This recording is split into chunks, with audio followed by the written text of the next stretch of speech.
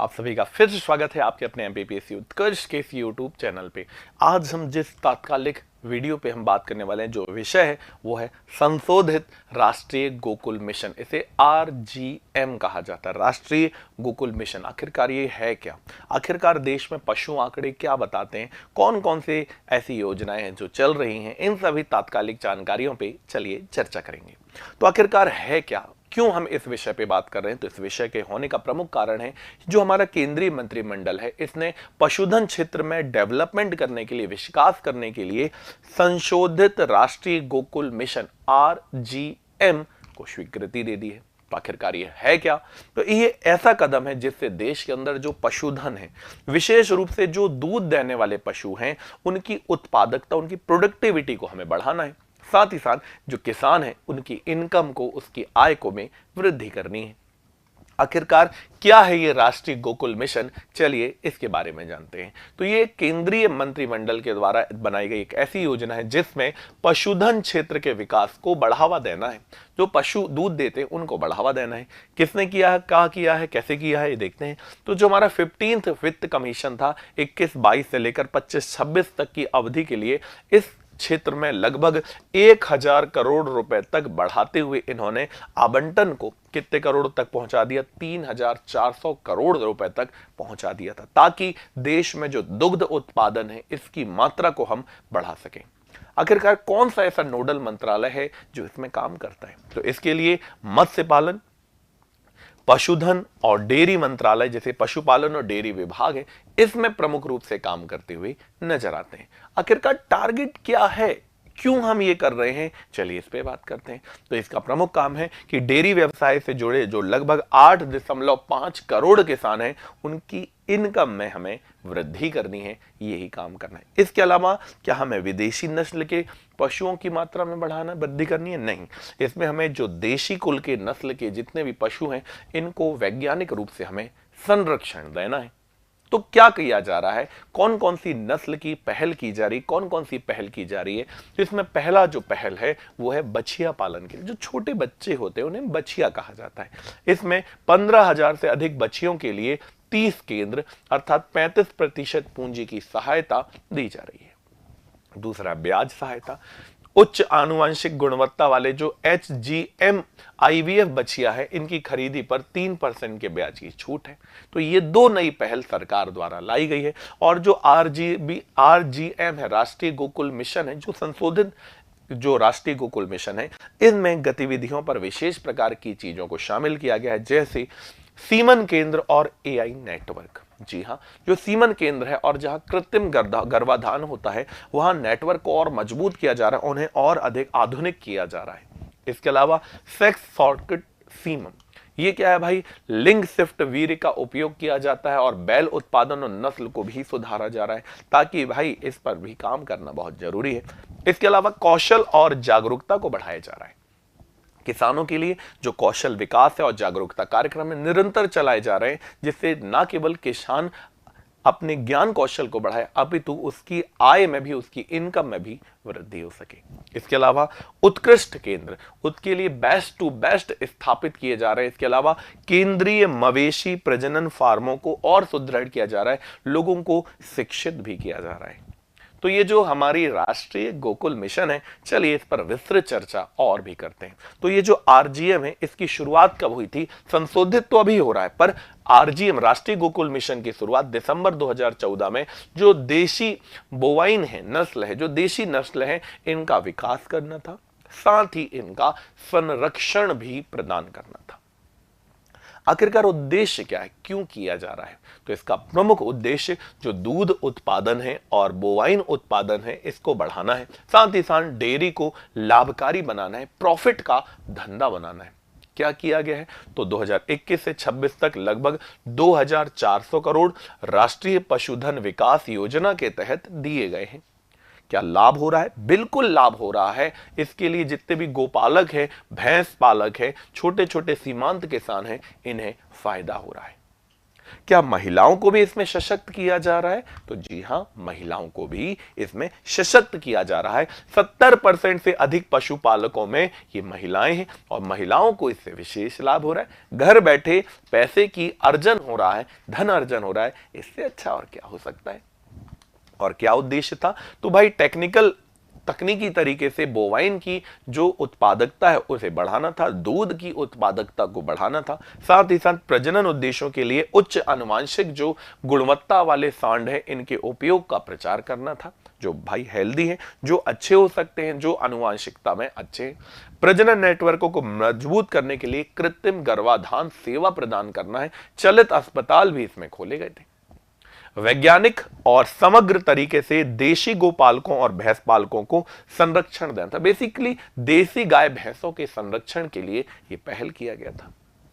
तो वही देखते हैं कि पशुधन के लिए कौन कौन सी शासकीय पहल चलती है। यदि एक आप पशुपालक हैं या आपके परिचित में, आपके परिवार में कोई पशुपालक है, तो कौन कौन सी ऐसी पहल आपके लिए चलती है? तो एक चलती है NLM, राष्ट्रीय पशुधन मिशन कहा जाता है इसे। तो ये जो राष्ट्रीय पशुधन मिशन है, इसकी शुरुआत भी 2014-15 के दौरान शुरू किया गया था। इसे राष्ट्रीय पशुधन मिशन कहा गया था। इसका बेसिक उद्देश्य यही था कि जो पशुपालक है और जो किसान है, विशेष रूप से जो छोटे किसान है, सीमांत किसान है, इनके जीवन में सुधार लाना था, इनकी जीवन यापन को सुधारना था। इसमें फोकस प्रमुख रूप से पशुधन के उत्पादन और मात्रात्मक के अनुसार के अलावा गुणात्मक सुधार पर भी बल दिया गया था। तो देखते हैं कि योजना में कौन कौन से 3 उप मिशन शामिल थे। राष्ट्रीय पशुधन मिशन के अंतर्गत कौन कौन से मिशन शामिल थे? तो भाई इसमें पहला शामिल था पशुधन और कुक्कुट नस्ल विकास के उप मिशन, चारा और आहार विकास के उप मिशन, और अनुसंधान और विकास, पशुधन बीमा, विस्तार और नवाचार के उप मिशन। अर्थात एक मिशन के अंदर बहुत से सब्सिडरी वर्क भी किए गए थे और ये बहुत महत्वपूर्ण भी नजर आते हैं। तो पहले मिशन पे चलते, पशुधन और कुक्कुट नस्ल विकास का उप मिशन। जो सब मिशन है ये क्या है भाई? पशुधन का विकास करना है तो हमें कुक्कुट को भी बढ़ावा देना होगा, अर्थात पशुधन की उत्पादकता को बढ़ाने पर ध्यान दिया गया। क्या किया गया है? नवाचारी योजना क्या थी? जो जुगाली करते हैं, जो खाना पहले खा लेते हैं, बाद में उसको अपने आप के अनुसार बनाकर पेट में पुनः भेजते हैं, जुगाली करना कहते हैं। तो जैसे भेड़ है, बकरी है, सुअर है, कुक्कुट है, इनकी नई प्रायोगिक फसलों को या इनकी नई प्रायोगिक तरह से इन्हें एक नई पहल करना था। कौन कैसे करेगा, कैसे होगा, रोजगार कैसे मिलेगा? तो बैंक क्या करेगी भैया? इन लोगों को रोजगार देगी, इन लोगों को लोन उपलब्ध कराएगी। आनुवांशिकता के आधार पर भी जैव सुरक्षा के लिए नई तकनीकों को इसमें शामिल किया गया था। किन नस्लों को संरक्षण दिया गया? जो संकट की स्थिति में है उनको बचाया गया। इसके अलावा लघु पशुपालकों को भी इसमें शामिल किया गया, उन्हें संरक्षित किया गया, उनकी आय को बढ़ाने के लिए काम किया गया। जो गांव के क्षेत्र में बूचड़ खाने, इनका भी विकास किया गया कि भाई वहां पर भी तो जरूरी है, वहां से भी तो इंपोर्ट एक्सपोर्ट में शामिल होगा। मर जाने वाले जो पशु हैं, जो मृत हो गए हैं, उनका कैसे निपटारा होगा, इसमें व्यवस्था की गई। इसके अलावा पशुओं का बीमा भी किया गया। आप ऐसा सोचेंगे कि कृषि बीमा बस होता है, तो नहीं, पशुओं का भी बीमा होता है, आप वो करा सकते हैं। इसके अलावा पूर्ण रूप से इंफ्रास्ट्रक्चर को डेवलप करने पर काम किया गया। अब आते हैं दूसरे मिशन पे, चारा और आहार से संबंधित क्या काम किया गया। पशु तो पाल लिए, चारा कहां से लाएंगे, एक बहुत बड़ा विषय बना। तो चारा के कमी ना हो, इसके लिए बहुत सारे कार्यों को किया गया, जिसका लक्ष्य था पशुधन के क्षेत्रों को तो बढ़ावा देना ही, साथ ही आपको निर्यात के माध्यम से भी इस काम को बढ़ावा देना है। चारे की कमी बिल्कुल नहीं होनी चाहिए, इस पर मूल फोकस किया गया। और क्या किया गया? तो अनुसंधान और विकास किया गया, पशु का बीमा किया गया, नवाचार को अपनाया गया। तो ये नवाचार कैसे आ रहे, क्यों आए? तो भाई क्षेत्र क्षेत्र में जाकर मशीनरी जो विस्तार है, वो मशीनरी को कमजोर या किसान को नई तकनीकों को एडॉप्ट नहीं कर पाते, किसान बड़े कमजोर होते, मशीनों का उपयोग नहीं करना चाहते, तो भाई उन्हें एडॉप्ट करवाना, ये काम किया गया। जो प्रॉफिट ले सकते हैं, जो हितधारक हैं, उनसे संपर्क बढ़ाया गया, नई तकनीकी उन्हें सिखाई गई, उन्हें ट्रेंड किया गया। किसानों को सशक्त बनाने के लिए, उनकी प्रगति को सुनिश्चित करने के लिए अनेक कार्यक्रम घर घर जाकर, गांव गांव जाकर सुनिश्चित किए गए। इसके अलावा सभी राज्यों में जो NER राज्य हैं उनमें, है ना, जो बहुत सारे कार्यक्रम हैं इनमें किए गए। जैसे क्या किए गए भाई, जो नस्ल जो पशु है उनके पास है उनकी जाकर क्या किया गया, बीमा किया गया, ताकि किसी कारण से यदि पशु की मृत्यु हो जाए तो पशुपालकों को, किसानों को अतिरिक्त जोखिम ना उठाना पड़े, वो किसी अवसाद में ना चले जाएं। और इसी के लिए पशुधन स्वास्थ्य और निरोग कार्यक्रम भी चलाए गए और इसके तहत हर जिले में आप देखिएगा पशु चिकित्सालय की व्यवस्था भी हुई और उन्हें बहुत मजबूत किया गया।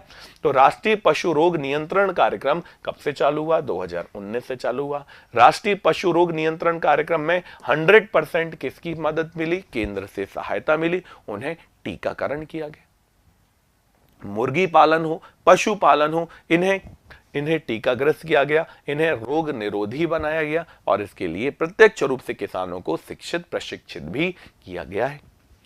अब आते हैं राष्ट्रीय डेयरी विकास कार्यक्रम। तो यदि राष्ट्रीय डेयरी विकास कार्यक्रम की बात करें तो इसकी शुरुआत 2014 में हुई थी। इसमें मूल रूप से यदि हम देखें तो इसका पुनर्गठन कब किया गया? तो जुलाई 2021 में 21-22 से 2025-26 के लिए इसे पुनर्व्यवस्थित भी किया गया ताकि इस पर और अच्छा कार्य किया जा सके। और क्या किया जा सके? आधुनिकीकरण हो, दूध की खरीदी हो, कंपनी लिमिटेड हो, उनका मानकीकरण करना हो, स्टैंडर्डाइजेशन करना हो, सभी काम अच्छे से किए गए। और गुणवत्ता का नियंत्रण के लिए बहुत सारे कार्यक्रमों को चलाया गया और बेहतर पहुंच हो सके, उनका किसानों को बेहतर मूल्य मिल सके, इसके लिए निरंतर ये कार्यक्रम चलते हुए भी दिखाई दे रहे हैं। और क्या किया गया है?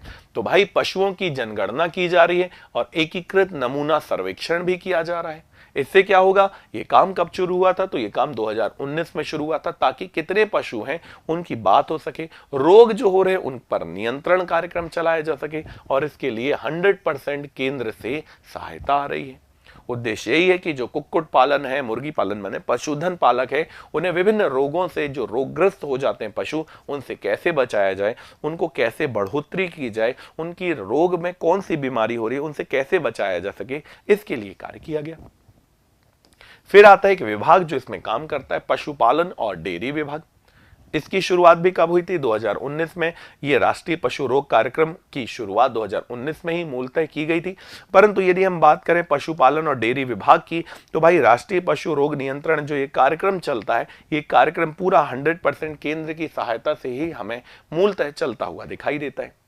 पर पशुपालन और डेयरी विभाग की बात करें तो पशुपालन और डेयरी विभाग की शुरुआत 1 फरवरी 1991 को हुई थी। अर्थात बहुत पुरानी बात है जब कृषि मंत्रालय ने इस कार्य को आगे बढ़ाया था और पशुपालन और डेयरी जो प्रभाग है उन्हें अलग अलग कर दिया था।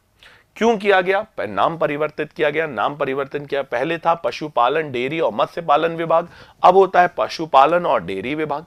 भाई अलग करना होगा तब तो चीजें विकास कर पाएंगी, अच्छा कर पाएंगी। मत्स्य पालन का एकीकरण कब हुआ? तो 10 अक्टूबर 1997 को मत्स्य पालन विभाग इनसे क्या हुआ? इनमें फिर से शामिल हुआ। कहां पर है भाई, कहां से चलता है? तो कृषि भवन नई दिल्ली से इसे चलाया जाता है। कुछ चलेगा नहीं तो काम कैसे चलेगा? इसकी अधिसूचना 17 जून 2019 को कैबिनेट सचिवालय की अधिसूचना के तहत इसे पुनर्गठित किया गया और एक करके इसे और अच्छा किया गया। अब इसका मंत्रालय का नाम है मत्स्य पालन, पशुपालन और डेयरी मंत्रालय।